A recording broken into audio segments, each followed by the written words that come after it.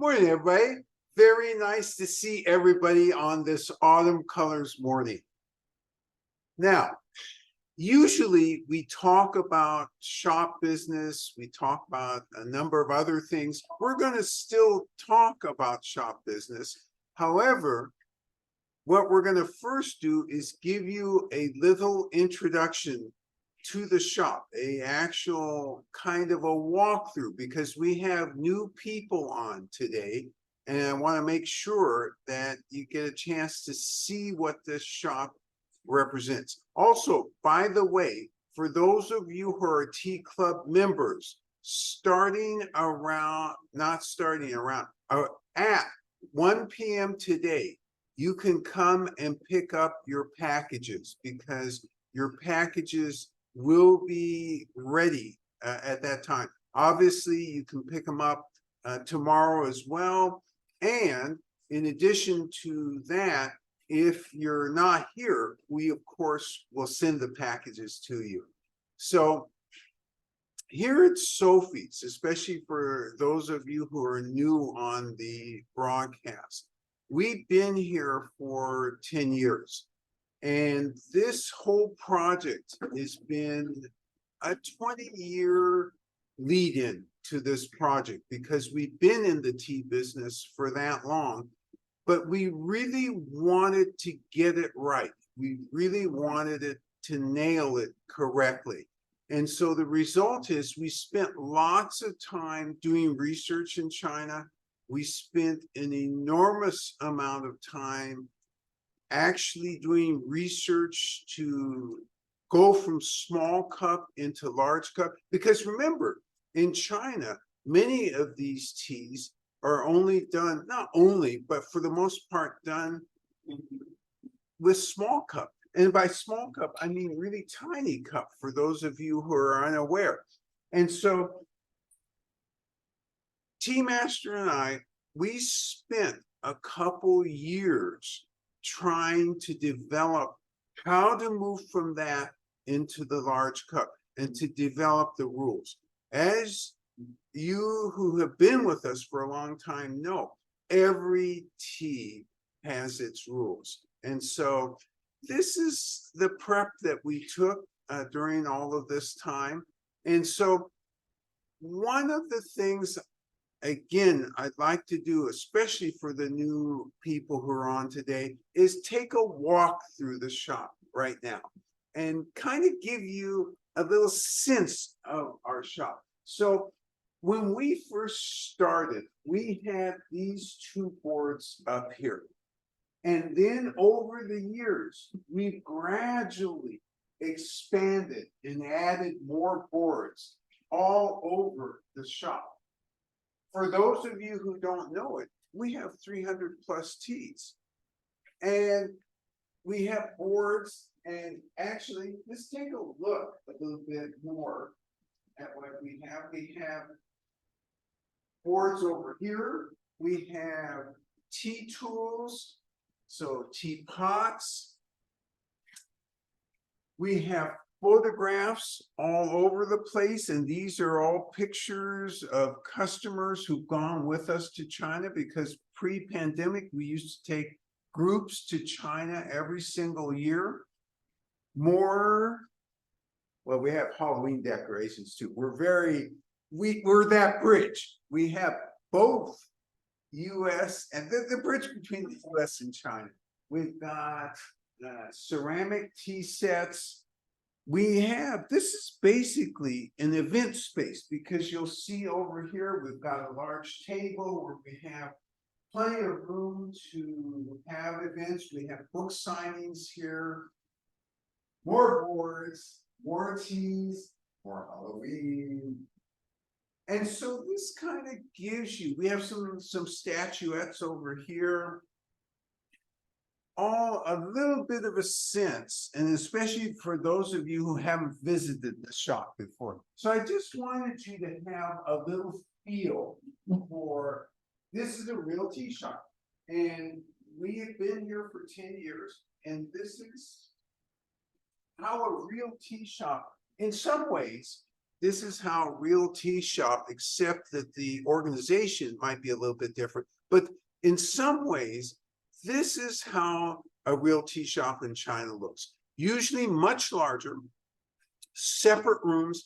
But again, we're that bridge. We do it in an appropriate way for Westerners, and yet we don't lose the Chinese-ness of the tea and of the ceremony, all of that together. So let's turn to shop news now. When thinking about tea and thinking about what one understands about tea, what is important? Let's think about three things that are important. Knowledge of tea is real important. As it turns out, it's probably the most important. Tea practice is very important. But before you get to tea practice, you gotta have a little bit of knowledge. And then being a good taster, being able to describe your experiences is important. So I ask you this rhetorically. Among all three of what I just mentioned, experience, knowledge, practice, tasting ability, what's most important? As it turns out, it's the knowledge. Let me give you two stories this week that occurred at the tea shop. And this will help you understand what this point is. So one of our customers, regular customers, took a trip to Czechoslovakia. He runs a business unit in Czechoslovakia as well as one here. And so he went to call on his business unit. And in so doing, he got in conversation with one of his staff members. And this staff member was born in China, born actually in Yunnan Province. And so they're talking about various things related to work and social life and what do you like to drink, and the subject of tea came up.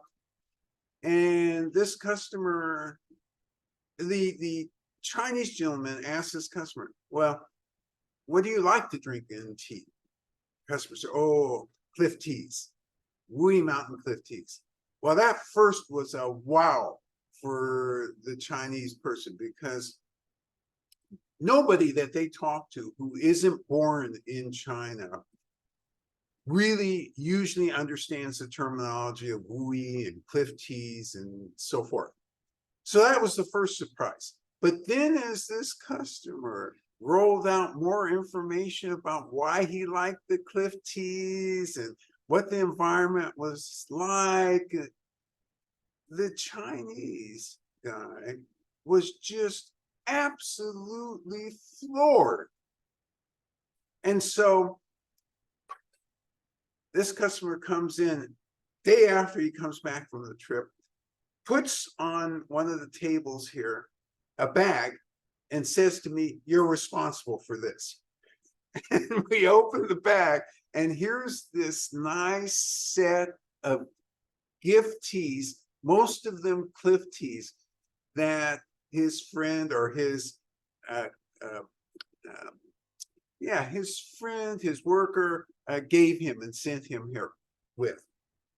And so we actually opened up one of the teas and tried it, and it was, Tea Master said this was the best tea outside of Sophie that's ever come through the shop and that we've tasted and tested. And it was just remarkable. And this is because this customer, and you know what, instead of saying this customer, I'm going to just say her name, Rob. Rob had knowledge, and not a little bit of knowledge, a lot of knowledge. All of you who've been on these sessions have a tremendous amount of knowledge. And I think sometimes you may not feel it or may not grok it, but I've called you the 1%ers. I've also called you the 99%ers. The point being the same thing, the top 1% are knowing more than 99% of other people about tea. This is where you sit. And the proof is when you have these type of experiences. That's wonderful. The second story I want to use to illustrate the importance of knowledge as opposed to just practice, as opposed to being a good taster, is as follows. New customer comes in and immediately tries to show off their knowledge. Tea Master and I aren't bothered. This is fine. We love sharing knowledge, zero problems.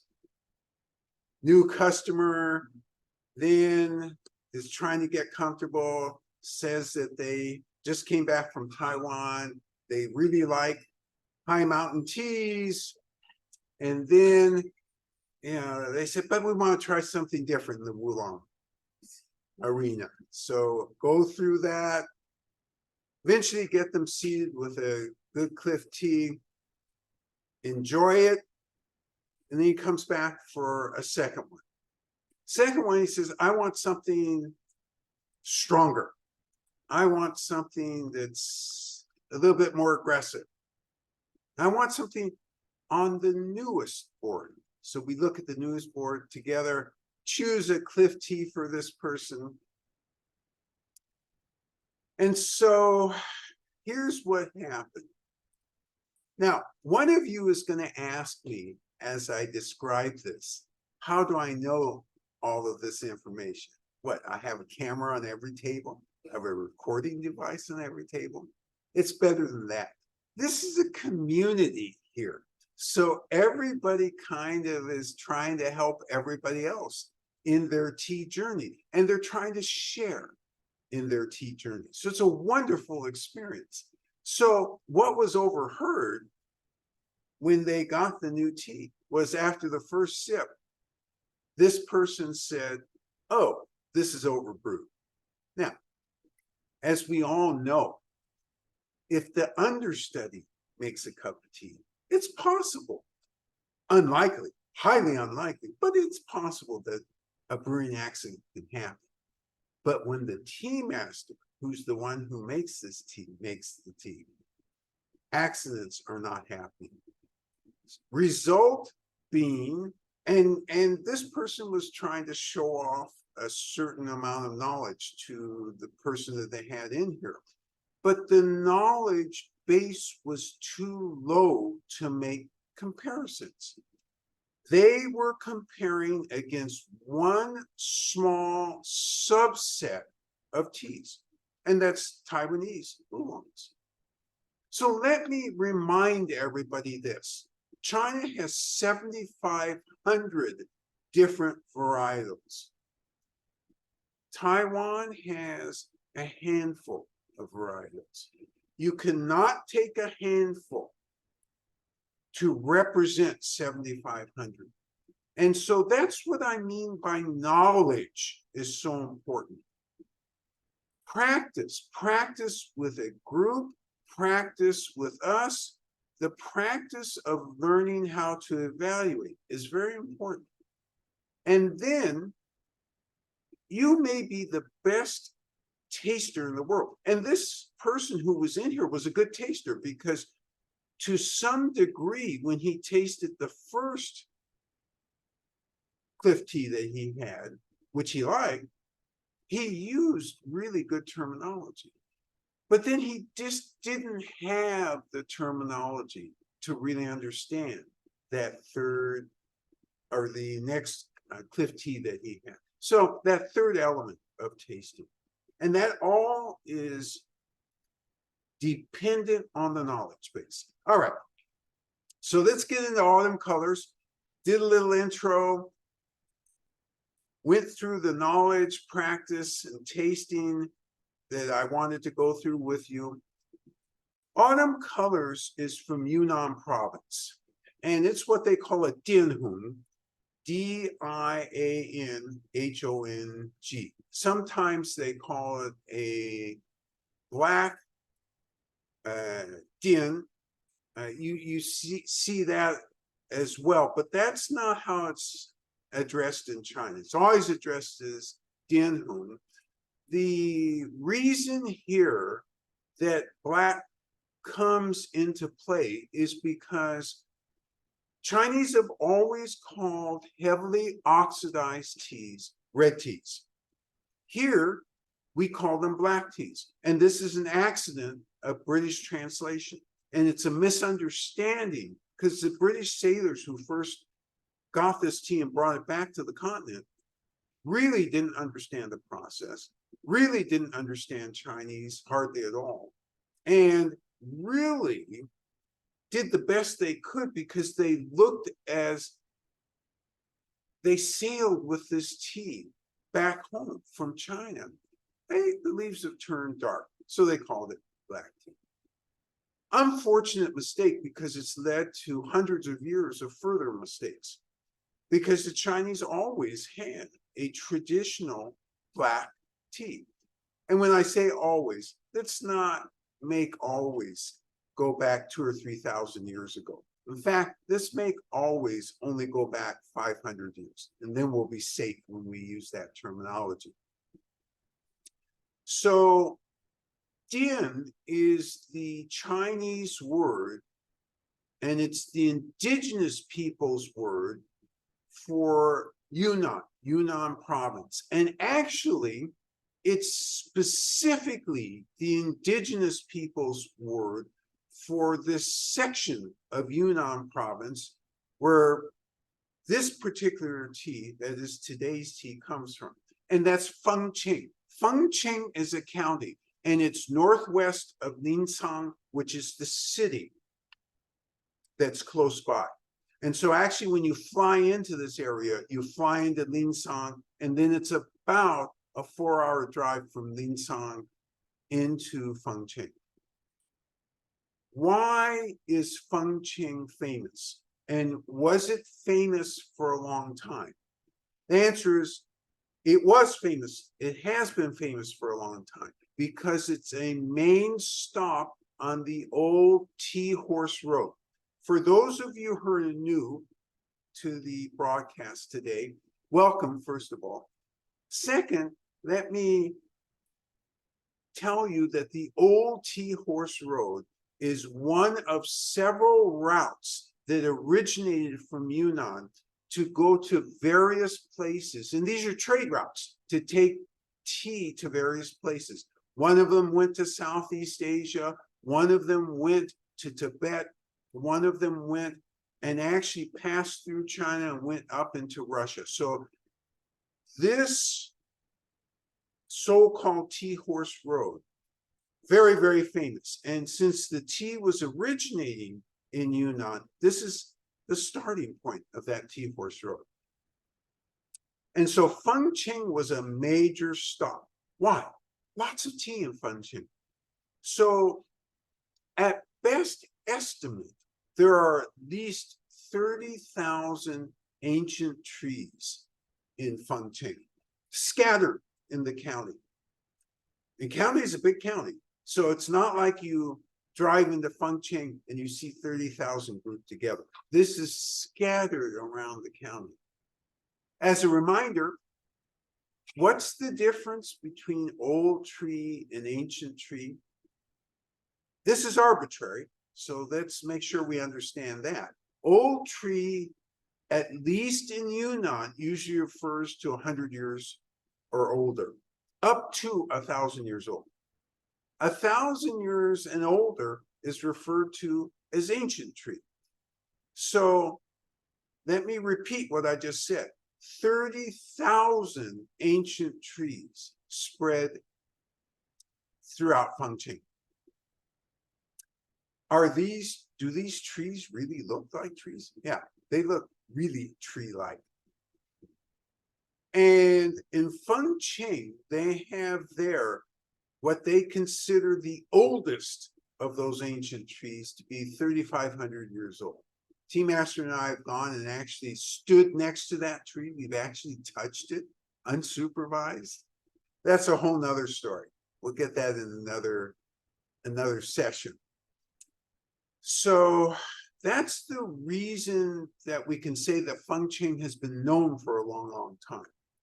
But remembering, and again, especially for those of you who are new to today's broadcast, that red tea / black tea, that process didn't start until sometime, as far as we can tell, the 1500s. So it's really a process that's been around at most for 500 years. And it's not the first process that wasn't green tea. The first process was green tea, and that's for thousands of years. The next developed process, as far as we can tell, are oolong teas. And then it's the red teas. So it's in that order.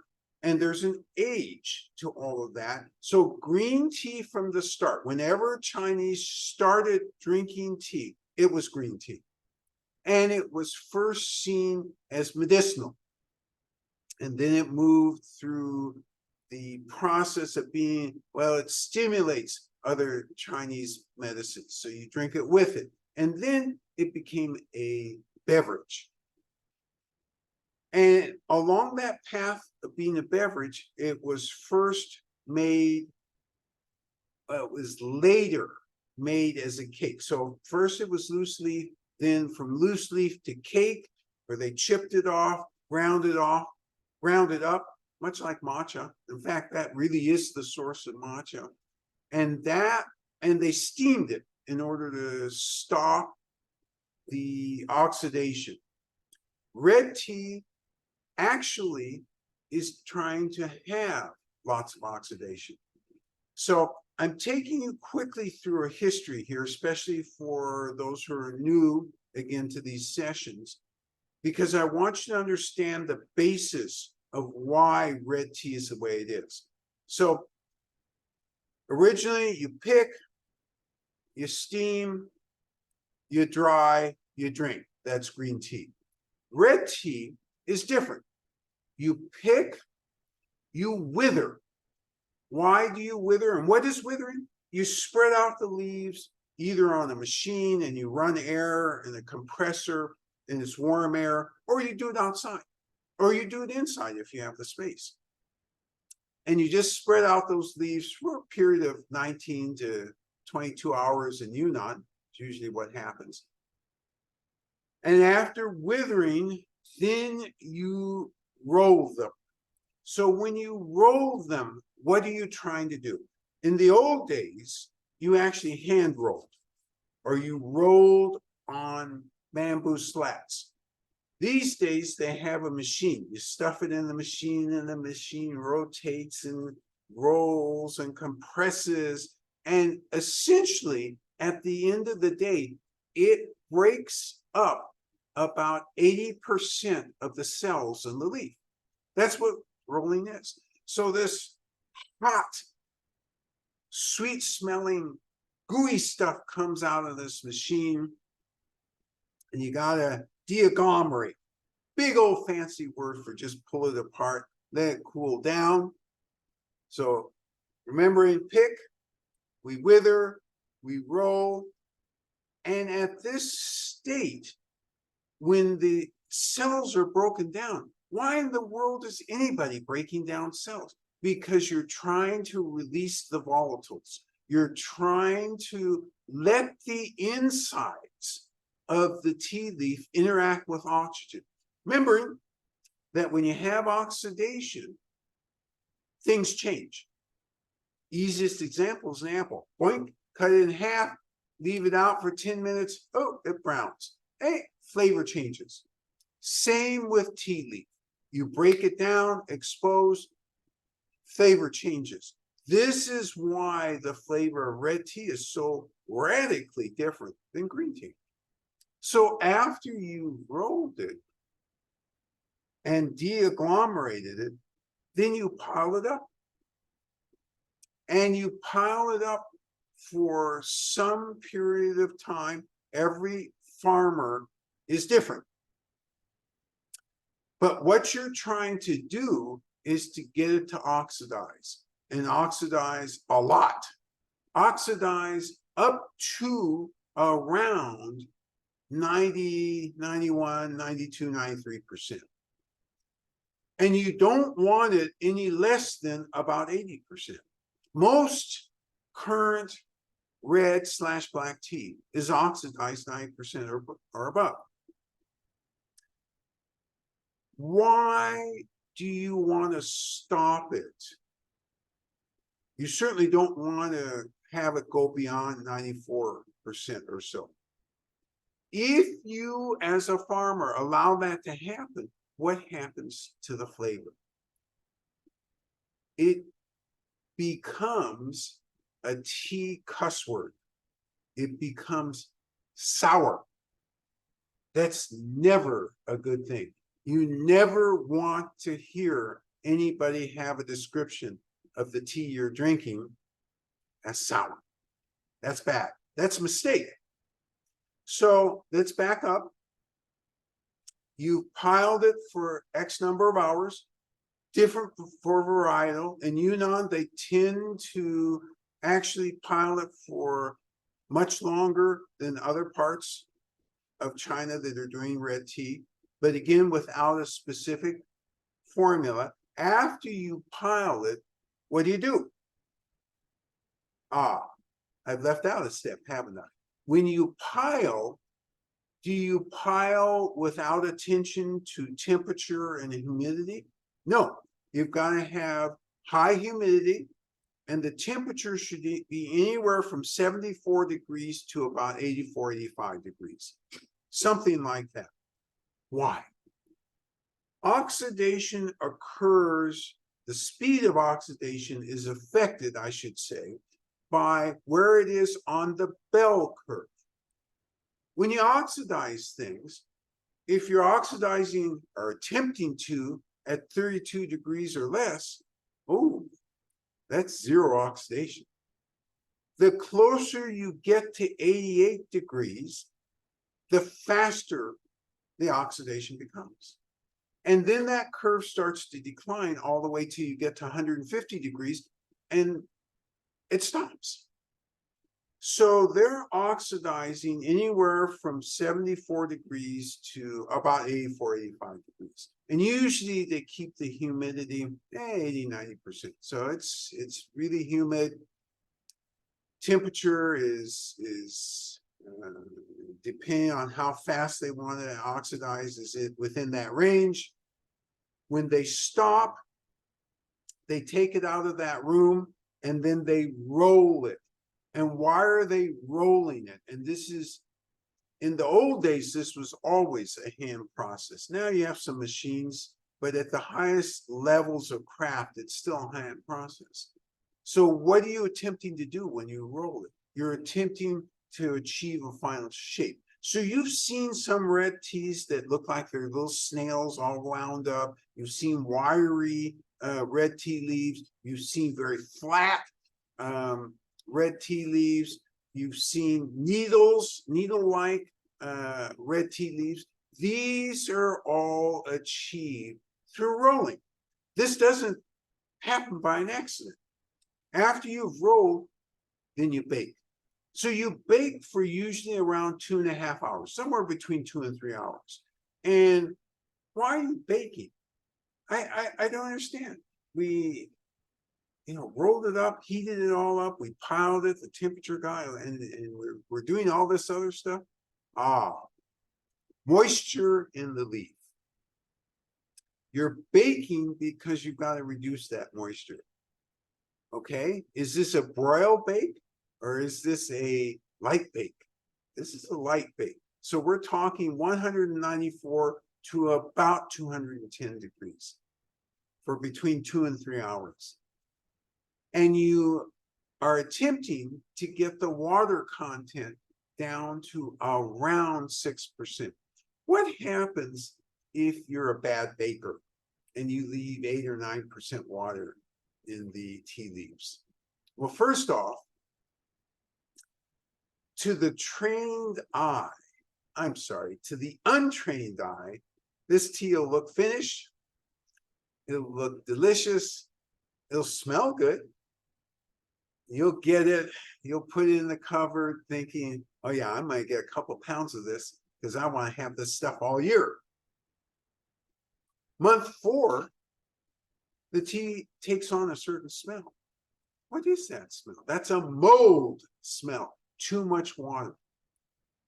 There is an even worse scenario if you're trying to export the tea, because China takes their tea real seriously, even the customs people. So when you get that tea, you register with customs, oh yeah, I'm gonna export this tea to Sophie's. The first thing they do, the scientists in the customs unit take the tea and measure the moisture level. Should the moisture level be above 7%, they do the very unfortunate thing of rejecting the whole shipment. You can have 20 tons that you're trying to export. And if they find any in that they measure that's over their limit, oh, you failed. Whole shipment rejected. Go back. Come again when things are better. Things are better, meaning 6% or below. So this is protection for consumers, protection of the tea itself. All right. Tea Master has been signaling me frantically so that she can get here and demonstrate with you. And again, for the newcomers, she's going to demonstrate how to brew, and then she will brew with you. So the first time around, you watch how she brews. The second time, you will brew with her, and then we'll open it up for commentary on what you're tasting, what the energetics are, and we'll talk all about that as we get into that. So it is my great pleasure to bring up Biju, the tea master. 哎，早上好 ，Good morning, everybody. Yeah, my name is Biju, but 小北 yeah, Chinese name is 小北 yeah. So we do, the Yunnan 滇红, called 滇红, Yunnan 滇红 So this is the before we working so in this area, the Fengqing. Yep. Yeah. So I work with the team master in that's the young lady she working in Fengqing. But I learned take time. So same this I follow her So even she used the small size, I use large, but the same thing. Same tableau, yeah. So I like my logos This is the traditional, the feng shui. It's play. Yeah, it's easy. Okay, we do. So what Biju is going to do is draw water, because the first thing we do is make sure that the glasses are absolutely clean. And not only that, to heat them up, because at some point here, you're going to want to put the dried leaves in and wake them up. So you can use any temperature of water between 175 and 212.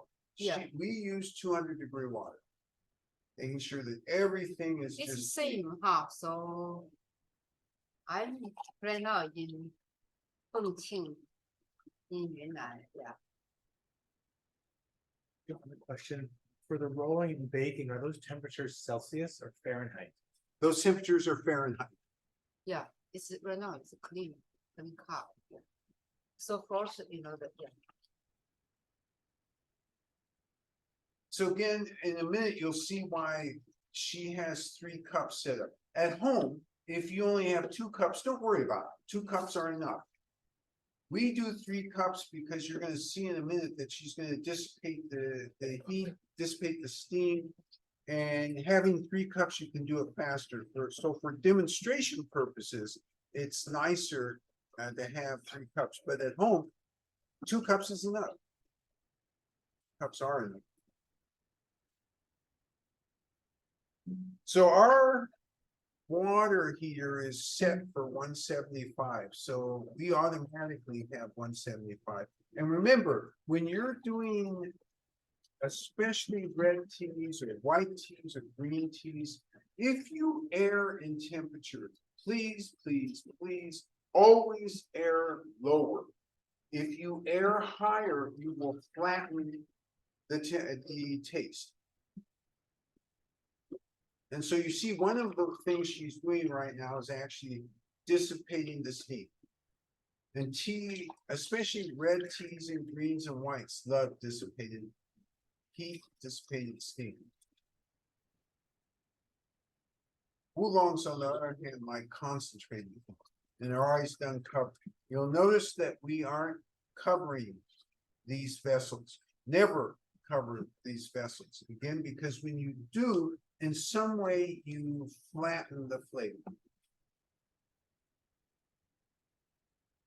This same loose leaf. Oh. So this must do. Okay.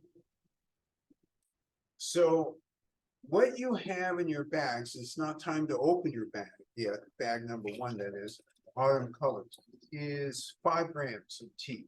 And so what she's going to do is show you how this is handled. Put the tea leaves in the heated cup. This is very important. 要筛炒，就是shaking. Yeah, shake the cup because you're trying to wake up the leaves. Usually, yeah. You smell, make sure you put the right tea leaves in there.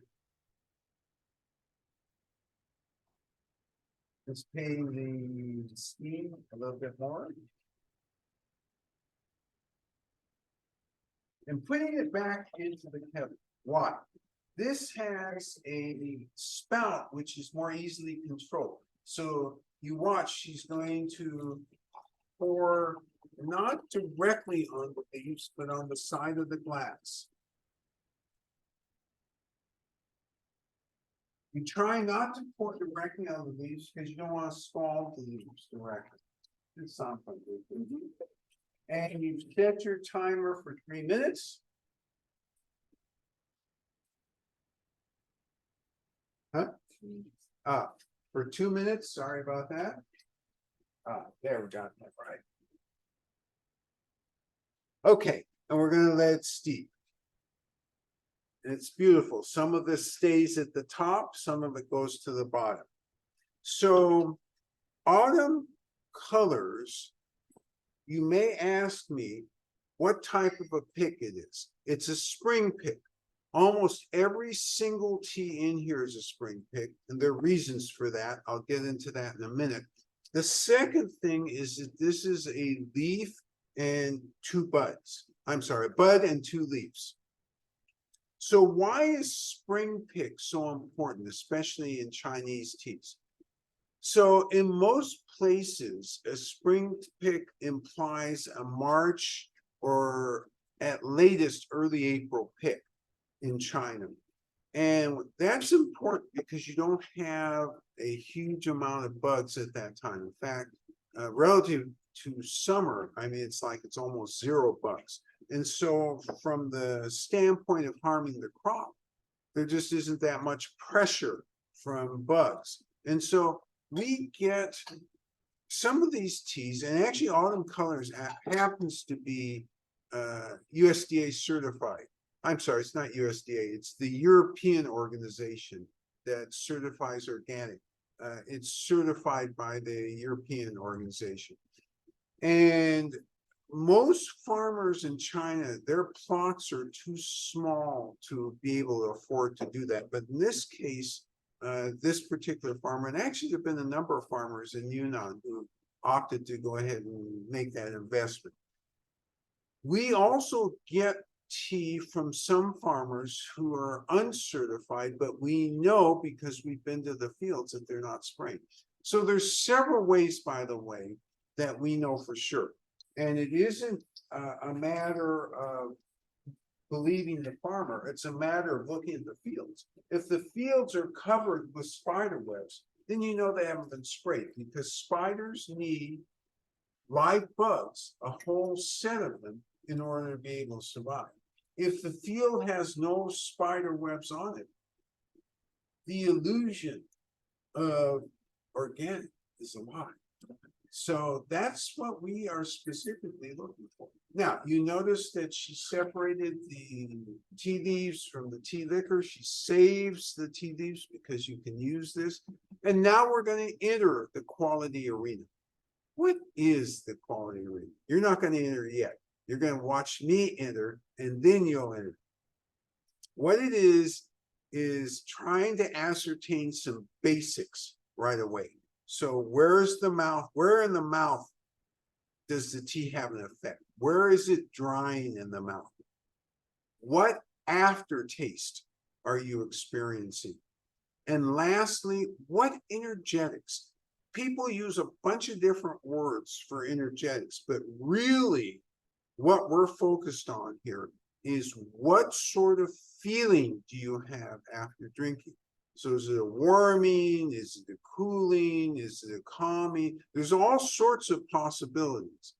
And we're all genomically different. So the possibilities, while there be a generalized range, individuals are all different. So there's going to be some individual differences, particularly where in the mouth and when you feel it. Then, in the second round, you will start to have an appreciation of the aroma, an appreciation of the actual taste. So first, we're going to enter the quality arena. And since this is 175 degrees, we take a 175-degree sip, which means that you can actually take a little bit more in than if it were a 200-degree tea.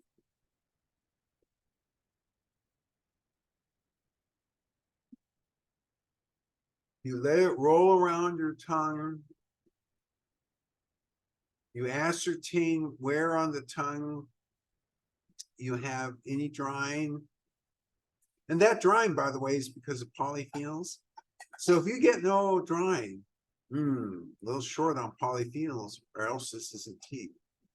Aftertaste is where, and being aware to look for any energetics. Yes. 2 questions, one easier, one more involved. What is the vintage of this tea? Great question.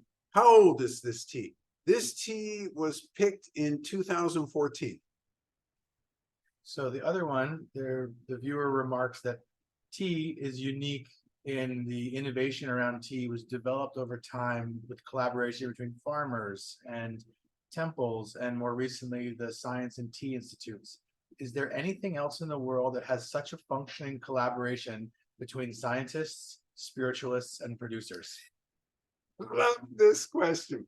So this is a question really that shows that this particular commentator knows quite a lot about the tea process, because what's noted in this question is that there is this collaboration between spiritualism insofar as Buddhists and Taoists were involved.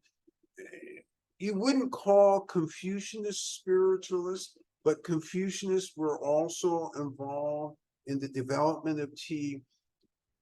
Commentator correctly notes that scientists are heavily involved these days, and the farmers themselves. And really, the only part of this question that I would add one thing to is it's not just the farmers, it's really the lineage that that farmer comes from, because this isn't year by year learning, oh, okay, I read the scientific journal and here's what I'm supposed to do. No, this is about my ancestors 7 generations ago started to do it this way, and over the lineage, over the years, there have been these type of changes. So the real question was, is there anything else in the world that has this mix of participants in the development of it? And that's really a hard question to answer, because when you think of wine and grapes, you think of that along the same lines. Actually, when you think of any plant that we somehow ingest or use and store and develop all plants. This really fits nicely into the plant experience if it's not industrially grown. When it's industrially grown, you're removed from that.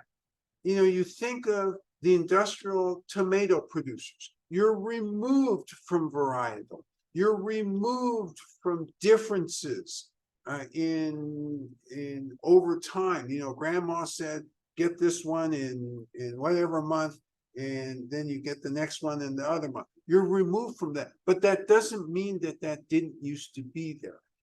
And really, the questioners brought a great point to bear here, because the questioner implies in this question, what remains from this tradition that all plants used to be able to share with us?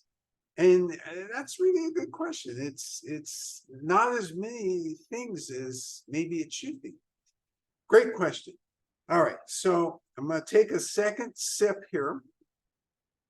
And I already ascertained some things from the first sip. And you notice I'm not telling you because you're about to tell me when you go through this. Second sip, though, by the way, I'm looking at aroma and I'm looking at taste, as well as reinforcing what I learned through the first sip.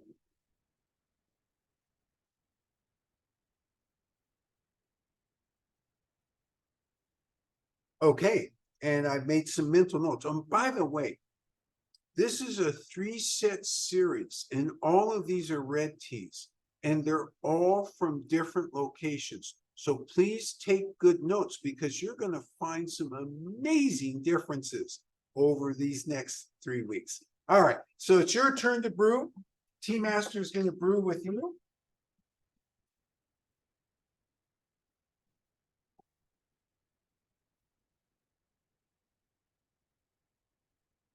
And you've got your tableau set up, whether it's 2 cups or 3 cups, it doesn't matter. You're going to draw your water, whether it's 175 or 200 or 212, does not matter, because you're going through the first step and making sure that everything is absolutely clean, no soap stains left anywhere, and all the cups are heated.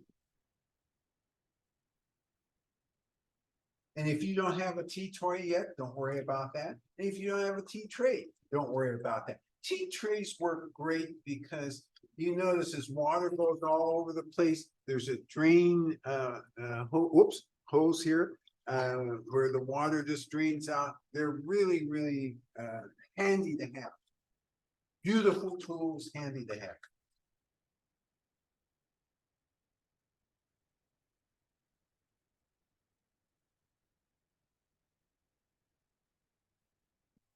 All right, Tea Master is drying the 175-degree water. You should be doing the same.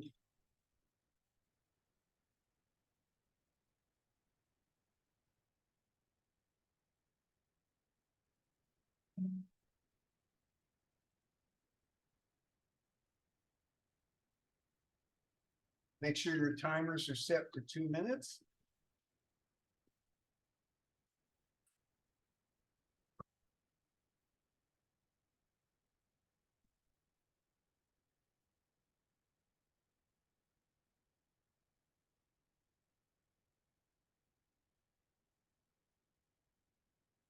Remember dissipating the steam here, and remember airing on the side of lower temperature is always good. So if you end up doing this at 170, this is going to be just great.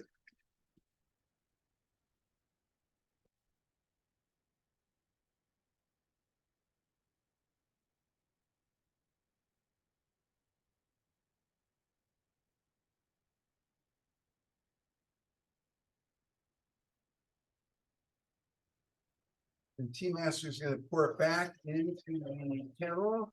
And if you don't have this type of setup, don't worry. These details matter, but they only matter insofar as they're an aggregate. Don't worry if you miss 1 or 2 or 3. You take bag number 1 labeled all in colors.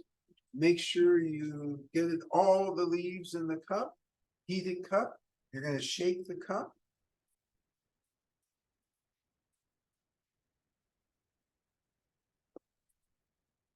smell those great leaves?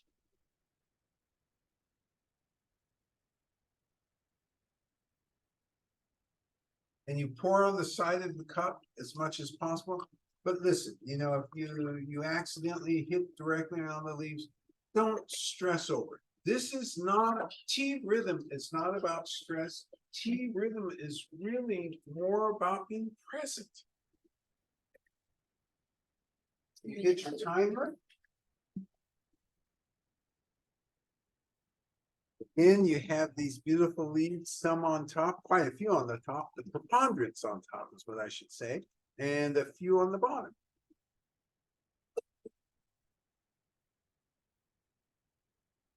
So there's a lot of history surrounding Dianhong.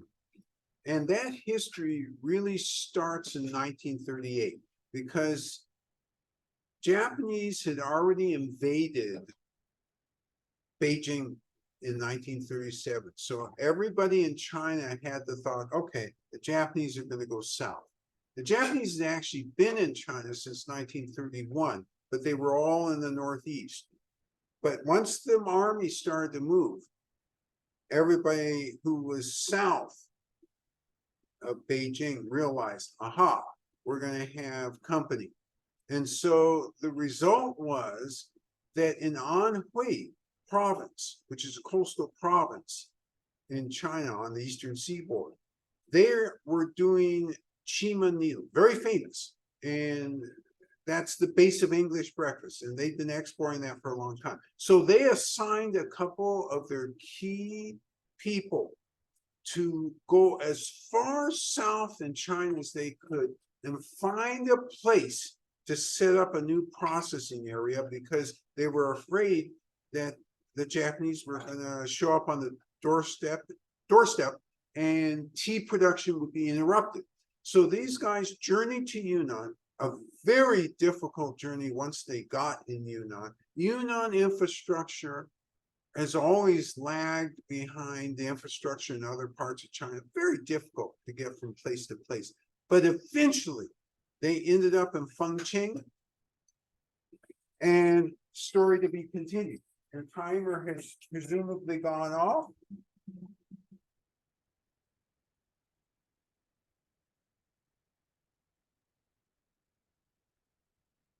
And you're going to separate, not in a hurry, all the tea leaves from the tea liquid.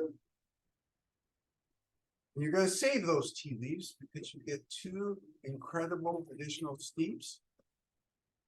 And your tea should end up looking like this from a color perspective. All right, and you're going to enter the quality arena. Remember how we entered that quality arena. We first smell the, we first, now you're not going to enter the quality arena that way. You hand me something that so this is the quality arena. So what you're going to first do is take 175-degree sip, ascertain where the dryness occurs in your mouth, and it's going to be different for everybody. Ascertain what sort of aftertaste, and what sort of aftertaste might you have? You might have a sweet aftertaste, you might have a cooling aftertaste. There are all sorts of possibilities for aftertaste. And then you're going to be aware and alert to energetics. Energetics, again, isn't the same as some sort of immediate reaction. For some people, it's very fast. For other people, it occurs over a period of a little bit of time. So I have an energetics feeling, but again, I'm not going to share that until I hear what your energetics are. So, and this isn't a process to rush. You take good notes because remember, you're going to be going back to this over the next couple of weeks.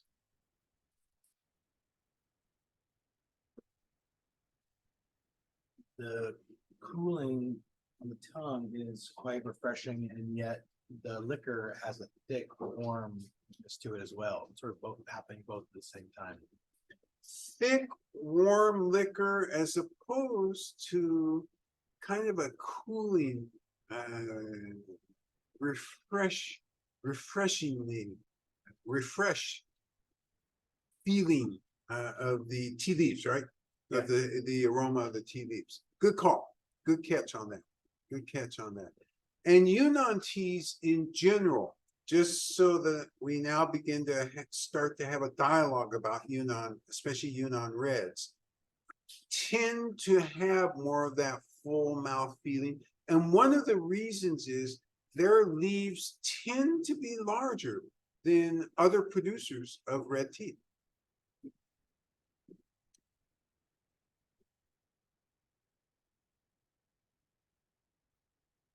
The other thing I remind you, which is different than, say, some Indian or Sri Lankan red teas, is these are not blends. It's all one varietal. Many of the tea bag red teas / black teas are blends. English breakfast is a blend. Its base is a little bit of Chiman needle, a bunch of Assams, and because Assams are pennies on the dollar compared to the Chiman needle. And the more Chiman needle there is within that type of English breakfast blend, the more expensive it's going to be. So Queen Elizabeth, does she have any Assams in her English breakfast? No, it's all Chiman needle. Yes. So this one, this commenter, the warm leaves had a smooth malt hint of chocolate scent, and the steeped leaves had hints of vegetal and floral. The tea liquor had a hot cider on the nose, but also a hint of light buttery caramel with a bit of apricot. Wow, huge description going from the warmed leaves to the steep leaves to the liquor. And so let's go back to and parse each part. So the steep leaves, as I remember, were sweet and a little malty. There was a malt on the warmed leaves, and then as the steep leaves got vegetal floral flavors, and then the liquor had the hot cider with the buttery caramel apricot. Okay, so we go from this malt all the way to the liquor where we've got cider, hot cider, a little bit of apricot, dried apricot. So you have this whole incredible range. And for all of you who are on this session today, what you should note in that range, going from the warm leaves to the steep leaves to the liquor, this is truly the entire quality arena. You understand all stages of this because, and that's what I mean by being present for when you're doing tea. Because when you're present, you can get the appreciation of all of these flavors and aromas. It's magical in a way. And that description was very magical. Go back to the steep leaves one more time again. Steep leaves, chocolatey, vegetal floral. Oh, vegetal So floral. The smell of the warm leaves had the chocolate scent. Okay. The steep leaves had the vegetal floral. So chocolate to floral to sweet cider and other fruit. You catch that continuum? That's a beautiful continuum. And I agree with all parts of that continuum. Each inhale after each sip, there's this light cooling sensation, but then each sip, the next sip after is a warm, thick, dried fruit. So I love that. Incredible contrast. Okay. The breathing in and then the drinking in. The breathing in is cooling. The drinking in is warming. And it has hints of fruit in it. It's, again, all of you are really honing in on what's special about this tea.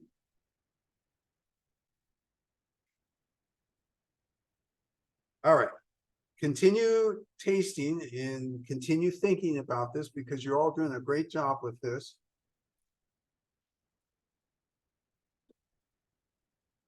And I'll continue about Fengqing.